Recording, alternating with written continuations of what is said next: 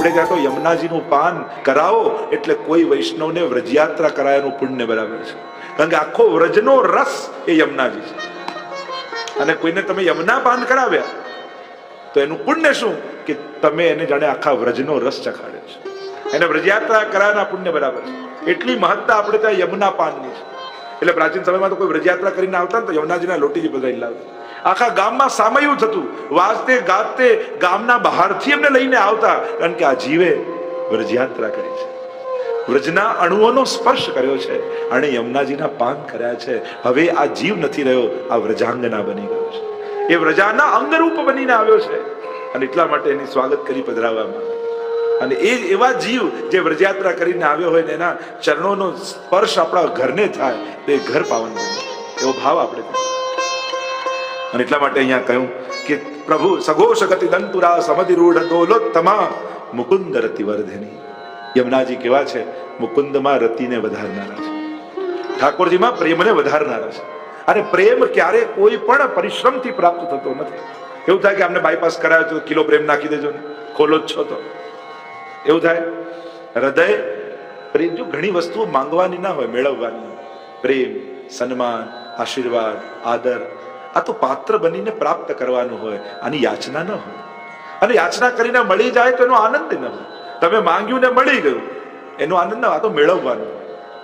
મુકુંદ રતિ વર્ધિની. ભગવદ પ્રેમનું દાન કરવા વાળા કોઈ હોય તો આ બે તત્વો છે, એક શ્રી મહાપ્રભુજી અને એક શ્રી યમુનાજી. આ બે તત્વો એવા છે જે ભક્તિની વૃદ્ધિ કરવા વાળા. બાકી પુણ્યો કરવાના શાસ્ત્રોમાં ઉપાય છે, ભક્તિ વર્ધનનો ઉપાય શું? પ્રેમ પ્રાપ્તિનો ઉપાય શું? એમ કહે લોકો કે પ્રેમથી સેવા કરો, પણ પ્રેમ લાવવો ક્યાંથી? લોકો એમ કે પ્રેમથી કરો, ભાવથી કરો, તો કોઈ પ્રેમને ભાવ કોઈ વસ્તુ છે કે આ પકડી લગાડી દઈ? એ તો પ્રગટે, એ તો ખીલે. સ્વિમિંગ પુલ ખોદો ને તો પાણી બહારથી નાખવું પડે, કૂવો ખોદો તો પાણી અંદરથી જ પ્રગટે. આ પુષ્ટિ માર્ગ તો કૂવો ખોદવા જેવું છે, પ્રેમ ભીતરથી પ્રગટે. એવી આ પ્રેમનો માર્ગ એ પુષ્ટિ માર્ગ. એટલે મુકુંદ રતિ વર્ધન, ઠાકોરજીમાં પ્રેમ વર્ધન. ઘણી વાર વૈષ્ણવ પણ કહે અમે સેવા તો કરીએ, બધું જ કરીએ, પણ ભાવ નથી આવતો. પેલા વૈષ્ણવ કેવા ભાવથી સેવા કરતા હોય, એવો ભાવ અમારી અંદર નથી. તે ભાવની પ્રાપ્તિ કઈ રીતે કરવી? તો ભક્તિ હેતુસ્તુ યમુના, ભક્તિના હેતુરૂપ યમુનાજી છે. અને એટલા માટે યમુનાજીનું ગુણગાન કરો. જેટલું યમુનાજીનું ગુણગાન કરશો એટલું હૃદય નિર્દોષ થતું જશે અને ભક્તિની વૃદ્ધિ થતી જશે. ગોપીજનોએ પણ કાત્યાયની વ્રત કર્યું, યમુનાજીને આરાધન કર્યું અને યમુનાજીની કૃપાથી પ્રભુએ કૃપા કરી છે. અને એટલા માટે વૈષ્ણવએ પણ બને એટલું યમુનાષ્ટકનો પાઠ કર્યો. બહુ આડાવડા મંત્રો ગોતવા નહીં. ઘણા એમ કે રૂટ ને હુટ ને ફૂટ ને આવું બધું મંત્રોમાં આવે ને, એ મંત્રો બહુ અસરકારક. આ શું શ્રી કૃષ્ણ શરણમ મમ, એ તો બધાને આવડે. હમારી સુની હૈ તુમારી અબ સુનેંગે, આપણે ચાચાજી પ્રસંગમાં આવે છે તો મંત્ર એ જ છે, અમારો સાંભળી લીધો છે. જ્યાં સુધી પ્રભુ ન સાંભળી લે ત્યાં સુધી જપતા રહો. ઘણા લોકો કે માળા ક્યાં સુધી ફેરવવાની? બધું થવા ના લાગે ત્યાં સુધી. પછી એ થવા લાગે પછી તમે ન કરતા એ થયા કરશે. અને એટલા માટે ખૂબ નામ, યમુને કે નામ અગદૂર ભાજ. યમુનાજીનું નામ સાંભળતાની સાથે સમસ્ત પાપો ભાગી જશે. અને તિનકે ગુણ સુનન લાલ ગિરિધર ન પિય આય સન્મુખતા કે વિરાજે. અને તમારી સામે શ્રી ઠાકોરજી આવીને બિરાજી જશે. એવું સામર્થ્ય યમુના નામનું છે. એટલે બને એટલું યમુનાજીનું આરાધન કરો, યમુનાજીનું સ્મરણ કરો. એ મુકુંદ રતિ વર્ધિની છે. જયતિ પદ્મ બંધો સુતા. જય પામે કોણ? પદ્મ એટલે કમળ. અને એનો બંધુ કોણ? તો કે સૂર્ય ઉગે તો કમળ ખીલે. તો પદ્મનો બંધુ છે સૂર્ય. તો જયતિ પદ્મ બંધો સુતા એટલે કે પદ્મ કમળના બંધુ સૂર્યની સુતા એટલે પુત્રી. તમારો જય હો. સૂર્યપુત્રી શ્રી યમુનાજી છે. યમ અને યમુના બંને થયા, શનિ પણ થયા. એમાં આપણે ત્યાં આખો જે પ્રસંગ છે કે સૂર્ય અને સંજ્ઞાના કોણ પુત્ર અને પુત્રી, તો શ્રી સૂર્યનારાયણમાંથી પ્રગટ થયેલા શ્રી યમુનાજી કલિંદ મસ્તક પર વિરાજમાન થાય અને ત્યાંથી પ્રવાહ રૂપે વહેતા વહેતા શ્રી વ્રજ સુધી પધારે છે. એમના મૂળ ગંતવ્ય વ્રજ છે. અને આમ એવા શ્રી યમુનાજીનો જય હો એમ કહેતા આગળ ત્રીજા શ્લોકનું ગાન કરતા કહ્યું, ભુવમ ભુવન પાવનિમ અધિગતામ અનેક કસ્વની. અનેક ભુવનોને લોકોને પાવન કરતા શ્રી યમુનાજી પધારે છે. કેવલ પૃથ્વીને પાવન કરી એમ નહીં, સમસ્ત લોકોને પાવન કરતા કરતા પધારે છે. પ્રિયા વિરિવ સેવિતામ શુક મયુર હંસાદ. એક પ્રિયાની જેમ, એક સખીની જેમ સેવાયેલા કોનાથી? સુક મયુર હંસાદી. જો આપણે ત્યાં લીલાના કેટલાક પક્ષીઓ છે. આપણે ત્યાં તમે કીર્તન સાહિત્યમાં જોવા જાઓ તો કેટલા પક્ષીઓની પ્રાય ઉપમા આપવામાં આવે. સુક છે, મયુર છે, હંસ છે, આગળ ખંજન પક્ષી, સારસ પક્ષીની ઉપમા આપવામાં આવે. એવા અનેક પ્રકાર અત્યારે ચર્ચામાં નથી કરતો કે લીલાના સંબંધી કેટલા પક્ષીઓની ઉપમા, એ રીતે કેટલા પશુઓની ઉપમા, કેટલા પુષ્પોની ઉપમા.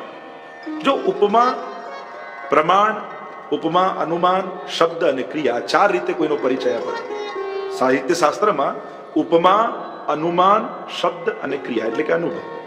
આ ચાર રીતે કોઈનો પરિચય કહેવામાં આવે છે, કેળવવામાં આવે. તો ઘણીવાર પ્રાય પ્રભુને, કારણ કે ઉપમા દ્વારા પ્રભુને સમજાવવાની કોશિશ કરાય. એમ તો પ્રભુ અનુપમેય છે, એમનાથી શ્રેષ્ઠ બીજું કોઈ ન હોઈ શકે, પણ ઉત્તમતા જ્યાં જ્યાં હોય એની ઉપમા આપવામાં આવે. તો એવા ઘણા પક્ષીઓ છે અને એવા ઘણા પશુઓ છે, એની ઉપમા પ્રાય આપણા ભક્તિ માર્ગમાં આપવા. એ રીતે એવી ઘણી ઘણી વસ્તુઓ છે. રિસર્ચ કરવી, જેમ અંક ગણિત આપણે કહીએ તો કેટલા આંકો વાપરવામાં આવે વિશેષ રૂપે. જેમ 6 ષડધર્મ, 9 પૂર્ણાંક, 16 પૂર્ણાવતારને 16 કળાવાળા કહીએ છીએ. એમ 84, 56, 108 એવા અમુક અમુક આંકોની વિશેષતા છે આપણે, અને એની પાછળ બી ભાવ છે. એવી ઘણી બધી ચર્ચા. એવા રંગોની વાત આવી શકે, એવા સંગીતના વાદ્યોની વાત આવી શકે, કેટલાના ઉલ્લેખ છે આપણે ત્યાં. એક આખું એવું રિસર્ચ કરવું જોઈએ કે આ બધી વસ્તુઓનું આખું સંકલન એમાં હોય. સુક મયુર હંસાદિભી દ્વારા સખીની જેમ સેવાય. 3 પ્રકારના ભક્તોની વાત કરી, 3 પ્રકારની સેવાની વાત કરી, વાચિક, કાયિક અને માનસિક. સુક એ વાચિક સેવા છે, કારણ કે સુક મધુરું મધુરું બોલી અને આનંદનું દાન કરે, એટલા માટે સુક એ વાચિક સેવા. જો આ 3 પ્રકારની સેવા છે, અને સખીની જેમ સેવાયેલા છે યમુનાજી. યમુનાજી સાથે એમનું યુથ છે. ઠાકોરજીની સેવામાં પણ આ 3 પ્રકારની સેવા છે. વાચિક સેવા, વાણી દ્વારા સેવા, ઉત્તમ શબ્દોનો પ્રયોગ કરી અને પ્રભુને રીઝવવા, એ વાચિક સેવા. સુક મયુર, મયુર એટલે કાયિક સેવા, પોતાના પંખ ફેલાવીને નૃત્ય કરે અને પ્રભુને આનંદ કરાવે. આ છે કાયિક સેવા. આ શરીર દ્વારા પ્રભુના સુખાર્થ માટે આ શરીરનો પરિશ્રમ એ વૈષ્ણવનું સુખ છે. પ્રભુનો જેમાં આનંદ એમાં જ વૈષ્ણવને સુખ. તો આ દેહ દ્વારા મેં પ્રભુને શું સુખ આપ્યું? કાયિક, વાચિક અને માનસિક. હંસ સુક મયુર હંસાદિભી. હંસ એ માનસિક સેવાનું પ્રતીક છે કે હંસ ઉભો રહીને ચિંતન કરતો રહે, એમ લાગે મનોમન ચિંતન કરી રહ્યો છે, તે માનસિક સેવાનું પ્રતીક છે. એટલે વૈષ્ણવે સતત મનથી ભગવત ચિંતન રાખે. આ મનને ઠાકોરજી સાથે બાંધી રાખે. ફરવું હોય તો પ્રભુની ગોળ ગોળ ફરે, પણ આમ દૂર ન ફરે. પ્રભુ સાથે બાંધી રાખ્યું હોય ને ફરતું, ફરવાનું તો છે, એનો સ્વભાવ જ છે. સ્થિરતા એ મનનો સ્વભાવ જ નથી. સંકલ્પ વિકલ્પાત્મક મન, મનની વ્યાખ્યા છે જે સંકલ્પ વિકલ્પ કરે એ મન. જેમ આંખોને બંધ કરી દો તમે બેચેન કેમ થઈ જાવ છો? એટલે જોવું એનો સ્વભાવ છે. કાન બંધ કરી દો તમે બેચેન કેમ થઈ? સાંભળવું એનો સ્વભાવ છે. એમ મનને પણ પકડી રાખો ને તો એ બેચેન થઈ જાય, કારણ કે સંકલ્પ વિકલ્પ કરવો એનો સ્વભાવ છે.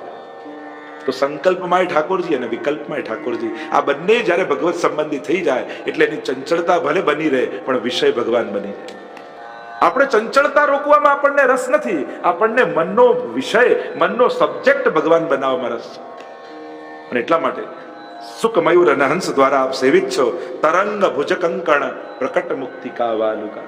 યમુનાજીના દર્શન કરતા જ્યારે સુંદર તરંગની લહેરો યમુનાજીની ઉઠી રહી છે, મહાપ્રભુજી કેવા દર્શન કરે છે કે આ તરંગ ભુજ, આ તરંગો છે, ભુજાઓ છે યમુનાજી, અને એમાં ચળકતા રેતીઓના કંકણો. એ કેવું લાગે છે કે યમુનાજીએ કડા ધારણ કર્યા છે, કંકણ ધારણ કર્યા છે, અને એના પ્રકટ મુક્તિકા વાલુકા. એ વાલુકા કેવી લાગે છે કે જાણે પ્રગટ મોતી હોય કંકણ. યમુનાજી હાથમાં કંકણ કડા ધારણ કર્યા, મોતી જડેલા, અને મોતીઓ ચળકતા હોય એવું લાગે છે. તરંગ ભુજ કંકણ પ્રકટ મુક્તિકા વાલુકા નિતંબ તટ સુંદરીમ નમત કૃષ્ણ તુર્ય પ્રિયા.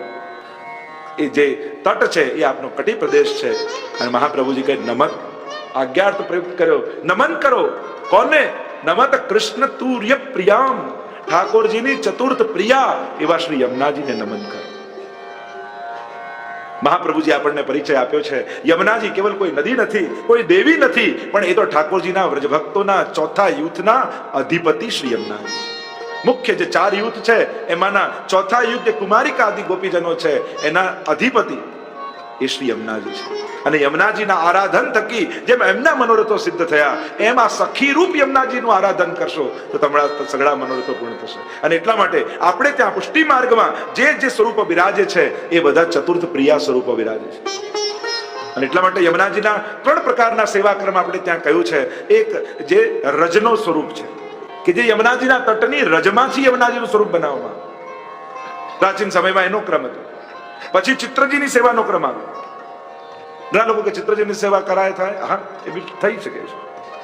પ્રભુના સ્વરૂપોમાં એ પણ એક સ્વરૂપ છે. તો યમુનાજીના ચિત્ર સ્વરૂપની સેવા. અને ત્રીજું હમણાં થોડા સમય પૂર્વ યમુનાજીના લોટીજીની સેવાનો ક્રમ આવ્યો.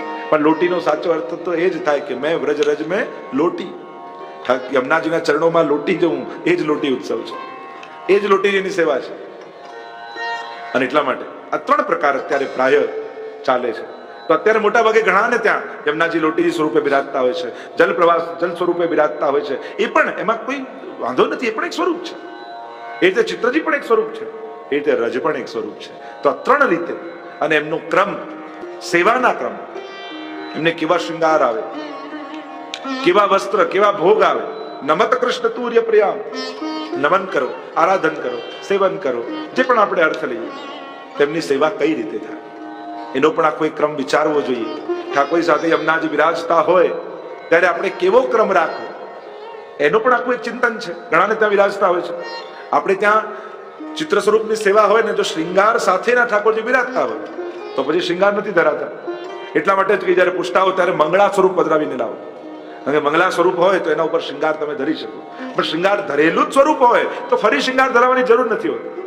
એટલે પછી તો કેવલ ગુંજા માળા આદિ ધરતા હોઈએ છીએ. એમ આપણે ત્યાં આ બધા ક્રમ છે કે જ્યારે તમે ઠાકોરજી પણ પુષ્ટાવા માટે લાવો ત્યારે કેવું ભગવત સ્વરૂપ લાવો. જે હાથમાં એવું લઈને નહીં આવું, આ તો લગ્ન કરવા જેવું છે. કારણ કે એક વાર થઈ ગયું એમ પુષ્ટાવીને માથે પધરાયા અને પછી લોકો લલચાય, જો પેલાને ત્યાં તો કેવા લાલન છે, મારે ત્યાં તો આવું સ્વરૂપ છે. પછી જો તમારા ઠાકોરજીમાં આવી અલ્પ બુદ્ધિ કરો તે અપરાધ છે. એના કરતા પુષ્ટાવતા પહેલા જ તમને જે સ્વરૂપમાં આસક્તિ હોય એ સ્વરૂપ સેવામાં પધરાવો, જેથી મન લગાડવું ન પડે, મન આપમેળે એમનામાં જતું રહે. એવી આસક્તિ વાળા સ્વરૂપ પધરાવો. એટલે પુષ્ટાવામાં પણ બહુ વિચારીને તમને જેમાં ભાવ હોય એવા સ્વરૂપ પધરાવીને લાવો. પુષ્ટિ માર્ગીય રીત પ્રમાણેના સ્વરૂપ હોય એવા પુષ્ટાવો. એટલે જ્યારે ચિત્ર સ્વરૂપ પણ આપણે લાવીએ તે પણ જોવું એમાં જો શ્રૃંગાર હોય કે ચિહ્નો હોય આજુબાજુના કંદરાના, ત્યારે એ કંદરાના ચિહ્નો બરાબર છે કે નહીં એ બધું જોઈ લેવું. એટલે જ આપણે ત્યાં પ્રમાણિત સ્વરૂપો છે. અમુક પ્રકારની ધાતુના સ્વરૂપો આપણે ત્યાં નથી થતા પુષ્ટ. તો કોશિશ કરવી કે એવો જે ક્રમ આપણે ત્યાં છે, આપણે ત્યાં 8 પ્રકારની પ્રતિમાનું વર્ણન ભાગવતજીમાં આવ્યું. શૈલી દારૂમયી લૌહી લેપ્યા લેખ્યા ચ શક્તિ મનોમયી મણિમયી પ્રતિમા અષ્ટવિધા સ્મૃતા. હવે 8 પ્રકારની પ્રતિમા છે. અને એટલા માટે ભગવત સ્વરૂપનો પણ જ્યારે પધરાવીને લાવીએ ત્યારે એ વિવેક રાખો. તો અહીંયા યમુનાજી કેવા તો કહ્યું નમત કૃષ્ણ તુર્ય પ્રિયામ, એમને નમન કરો, એમને વંદન કરો. કારણ વંદનથી અધિક શું કરી શકવાના? એની પાસે તો સ્વયં જગતનો નાથ એને આધીન થઈને રહ્યો છે. અને કેવલ વંદન દીનતા અને ભાવ દ્વારા જ શ્રી યમુનાજીની કૃપાને પ્રાપ્ત કરી શકશો. એમ કહેતા આગળ ગાન કરતા કહ્યું અનંત ગુણભૂષિતે શિવ વિરંચિદે વસ્તુતે શેષ સહસ્ત્ર મુખ નિષદિન ગાવત તોહુ પાર ન પાવત તાહી પાવત. સહસ્ત્ર રસના ક્યો ન દઈ વિધાતા. કારણ કે યમુનાજી રાસ રસ સાગર શ્રી અમને જાણી. તો સાગર છે અને સાગરને આ જીવા રૂપી ચમચીથી ઉલેચવાનું કોઈ કે આખો દરિયો ખાલી કરીને બતાવો તો એ સંભવ જ નથી એના માટે. એમ કોઈ એક જીવવાથી એમ કે આ યમુનાજીના ગુણગાન કરીને બતાવો તો કહું કે શ્રેષ્ઠ સહસ્ત્ર મુખોથી ગાય છતાંય પૂર્ણ ગુણગાન ન કરી શકે એવા યમુનાજી જે અનંત ગુણો ભૂષિત છે, અનંત ગુણ ભૂષિત. 1 2 3 4 10 હોય તો ગાઈ શકાય, પણ જે અસીમિત ગુણો છે એને એક વાણીથી કેમ ગાઈ શકાય? અનંત ગુણ ભૂષિતે શિવ વિરંચિદે વસ્તુતે. આમાં ષટવિધ ઐશ્વર્ય યમુનાજીનું બતાવ્યું. ટીકામાં આચાર્યો કહે છે કે જે 6 ગુણ ઐશ્વર્ય, વીર્ય, યશસ્વી, જ્ઞાન અને વૈરાગ્ય ઠાકોરજીમાં બિરાજમાન છે, એવા 6 ગુણ શ્રી યમુનાજીમાં બિરાજમાન છે. એવા જ 6 ગુણ શ્રી મહાપ્રભુજીમાં સપ્તશ્લોકીમાં બતાવ્યા બિરાજમાન છે. એવા જ 6 ગુણ ભગવાનની કથામાં પણ બિરાજમાન છે. એમ ગોપી ગીતમાં કહ્યું. તો આ ષટવિધ ઐશ્વર્ય શ્રી યમુનાજીમાં પણ બિરાજમાન છે. અનંત ગુણ ભૂષિતે શિવ વિરંચિને વસ્તુતે. શિવ અને વિરંચી બ્રહ્માજી દ્વારા સ્તુતિ કવાયેલા છે. શિવજી અને બ્રહ્માજી પણ યમુનાજીની સ્તુતિ કરે છે. એવા શ્રી યમુનાજી. કારણ ગંગાજી ઠાકોરજીના ચરણામૃત છે અને યમુનાજી તો ઠાકોરજીનું અધરામૃત છે. સ્વયં ભગવદ રસરૂપા છે શ્રી યમુનાજી. પ્રભુના સર્વ રસો શ્રી યમુનાજીમાં બિરાજમાન છે. અને એટલા માટે શિવ વિરંચિને વસ્તુતે ઘના ઘન નિભે સદા. ઘણા લોકો એમના અષ્ટક બોલતા હતા, ધના ધન નિભે સદા. ધનાધન બોલો તો ધનાધન જ થાય પછી. અને એટલા માટે વિવેક રાખો બોલવામાં. ઘણી વાર આ 2-3 વારમાં આપણે ત્યાં ભૂલ થતી હોય. ઘનાઘન નિવેશ, ત્યાં સ્મરશ્રમ જલાણુ ભી સકલ ગાત્ર જય સંગમ, ત્યાં ભૂલ કરતા. એ જે સર્વોત્તમ સુધમાં સ્વાર્થો જીતા અખિલ પ્રાણ પ્રિયસ્તાત શ્રેષ્ઠિત. એ લોકો સ્વાર્થો જીતતા એમાં આપણે ઘણી વાર ભૂલો કરતા. ઘણી વાર અમુક શબ્દો સંધિ આપણને એટલું ના કદાચ થતું હોય તો ઘણી વાર થાય, પણ સાંભળો. ઘણા લોકો કે સર્વોત્તમ કરો તે અઘરો છે ને નથી આવડતું એટલે નથી કરતા. કેટલું ખોટું લોજિક કહેવાય. ના આવડતું હોય ને 2 વાર વધારે કરે તો જલ્દી આવડી જાય. મૂકી દો તો ક્યારે ના આવડે. એટલે હવે જે નથી કરતા એ 2 વાર વધારે કરવું તો જલ્દી આવડી. જે કામ ના આવડતું એને વધારે વાર પ્રેક્ટિસ કરી તો આવડી જાય. પણ મૂકી દઈએ તો ક્યારે ના આવડે. આપણે લોકો ઓલવેઝ ખોટો લોજિક બધા આપતા હોઈએ. જે કામ ના આપણું સેવા આવડતી નથી ને એટલે કરતા નથી. કેવો ખોટો લોજિક કહેવાય. કરશો તો આવડશે. હું તો હંમેશા કહું, શીખી જવામાં આનંદ નથી, શીખતા રહેવામાં આનંદ છે. રોજ નવું શીખીએ, રોજ નવું કરીએ એટલે મનમાં એક ઉમળકો ને આનંદ રહે. જો આજે આ શીખ્યો, આજે આ કર્યું. અને કોને આવડી જવાનું છે? અને ક્યાં એવું કહ્યું છે મોઢે પાઠ કરો તો વધારે ફળ ને વાંચીને કરો તો ઓછું ફળ? વાંચીને કરો, કરતા શીખી જશો. પણ ઉત્તમ રીતે. અષ્ટાક્ષર બી કેટલી વાર આપણે ખોટું બોલતા હોઈએ. ગદ્ય મંત્રમાં કેટલી આપણે ભૂલો કરતા હોઈએ. કોશિશ કર કે શુદ્ધતાથી એને શીખી શકીએ, બોલી શકીએ. અમને આવું આવડે ને આવું જ કરીએ એ સાધારણ પક્ષ છે. પણ ઠાકોરજીને ગમે એ રીતે મારે કરવું છે એ ઉત્તમ પક્ષ છે. ભક્તે હંમેશા પ્રભુને લાયક બનવાનો પ્રયાસ સતત કરતા રહેવું જોઈએ. કારણ કે પાત્ર બન્યા વગર પ્રાપ્તિ થતી નથી અને પાત્ર બનવા માટે પ્રયાસ કરવો પડે છે. યયા ચરણ પદ્મજા મુરરીપો પ્રિયમ ભાવકા સમાગમન તો ભવત સકલ સિદ્ધિદા સેવતા. તો યયા ચરણ પદ્મજા, ચરણ કમલમાંથી કોણ પ્રગટ થયું છે? ત્યારે વિરાટ ભગવાન વામનમાંથી વિરાટ બન્યા અને બ્રહ્માજી ચરણ પખાર્યા અને કમંડળમાં જે જલ ભર્યું એ શ્રી ગંગાજી. તો યયા ચરણ પદ્મજા મુરરીપો પ્રિયમ ભાવુકા. ઠાકોરજીને પ્રિય થયા. કેમ? સમાગમન તો ભવત સકલ સિદ્ધિદા સેવતા. કે શ્રી યમુનાજીના સંગમ થવા માત્રથી શ્રી ગંગાજી પણ પ્રિય બન્યા છે. સકલ સિદ્ધિના દાત્રા બન્યા છે. એ પણ આપનારા થયા, દાતા થયા. તયા સદૃશતામિયા કમલ જાસ પત્ની વય. લક્ષ્મી સિવાય આપની સરખામણી કોની સાથે કરી શકાય? પણ આપ તો એના કરતા પણ અધિક છો. જો લક્ષ્મીજી અને યમુનાજીમાં ફરક એટલો, જે ઠાકોરજીની સેવામાં આવે લક્ષ્મીજી એને શોક માને. અરે મારી શોક આવી, મારી સેવા ગઈ, મારા ભાગની સેવા લઈ જશે, એવો ભાવ લક્ષ્મીજીને આવે. અને યમુનાજીને એમ થાય ચલો એક સખી વધી છે, ઠાકોરજીને સેવામાં હજી આનંદ આવશે, હજી સુખ મળશે, હજી સેવા સુંદર રીતે થશે, ચલો એક સખી આવી. આવો ભાવ યમુનાજીને થાય છે. એટલે લક્ષ્મીજી કરતા પણ, કારણ કે લક્ષ્મીજીનું આરાધન કેવલ કરો તો મોક્ષ સુધીનો અધિકાર થાય. પણ યમુનાજી તો એનાથી વિશેષ આપનારા છે. સાક્ષાત ભગવદ લીલામાં પ્રવેશ કરાવનારા છે, લીલા રસનો અનુભવ કરાવનારા છે. અને એટલા માટે કહ્યું તયા સદશતામી યાદ કમલ જાસ પત્ની વયત હરિપ્રિય કલિંદયા મનસી મે સદા સ્થિયતા. હે હરિની પ્રિય કલિંદયા, એ કાલિંદી, કલિંદ ક્રિંદતી ખંડયતી તિ કાલિંદી. જે કલિયુગના દોષોનું ખંડન કરવા વાળા છે એ જ કાલિંદી છે. અને એટલા માટે આ કાલિંદીનું સ્મરણ કરો તો આ કલિયુગનો જે પ્રભાવ છે એ ક્યારે તમારા પર ન થાય. અને એટલા માટે નિત્ય દરેક વૈષ્ણવ એક યમનાષ્ટક તો ઓછામાં ઓછો જરૂર કરો. શ્રી યમુનાજીની કૃપાના અધિકારી થશો તો સઘળા પ્રતિબંધોનો નિવૃત્ત કરી ઠાકોરજીમાં પ્રેમની અભિવૃદ્ધિ કરી અને ઠાકોરજીને લીલામાં મેળવી દેશે. કલિયુગના દોષોને મટાડનારા હે પ્રભુના પ્રિયા, મનસી મે સદા સ્થિયતામ, સદાય મારા મનમાં બિરાજો, એમ કહી આગળ ગાન કરતા થયું. સુંદર વાત કહેતા કહ્યું નમોસ્તુ યમુને સદા તવ ચરિત્રમ અતિ અદ્ભુતમ. હે યમુનાજી આપને સદાય નમન, કારણ આપના ચરિત્ર અતિ અદ્ભુત છે. તો અદ્ભુતમ ક્યાં હૈ? ટીકામાં કહ્યું અસાધનમ સાધનમ કરોતિ ઇતિ અદ્ભુતમ. જે અસાધનને પણ સાધન માની લે એ જ અદ્ભુતતા છે. અસાધન ને સાધન એટલે એવું કામમ ક્રોધમ ભયમ સ્નેહમ ઐક્યમ સૌર્ધમેવ છે. શિશુપાલે 100 ગાળો ભગવાનને આપી. હવે ક્યાં એવું લખ્યું છે ગાળો આપવાથી ભગવાન ઉદ્ધાર કરે? તો પછી પુસ્તકો એને જ છપાત. પણ હવે સાધન નથી. પણ ઠાકોરજી શું વિચાર કરે? તે મને 100 વાર યાદ કર્યો, લાવ તારો ઉદ્ધાર કરી દો. આ અદ્ભુતતા. કંસને ભય લાગ્યો, ચારે તરફ કૃષ્ણ દેખાય. ભગવાન કે તને તો સર્વાત્મ ભાવ થઈ ગયો, બધે હું દેખાઉં છું, લાવ તારો ઉદ્ધાર કરી દો. આ અદ્ભુતતા. ભય એ ભગવત પ્રાપ્તિનું ઉદ્ધારનું સાધન નથી, પણ ભયથી ભગવાન ઉદ્ધાર કરે એ અદ્ભુતતા. તો આ જ યમુનાજીની અદ્ભુતતાનું લક્ષણ છે કે અસાધનમ સાધનમ કરોતિ તે અદ્ભુતમ.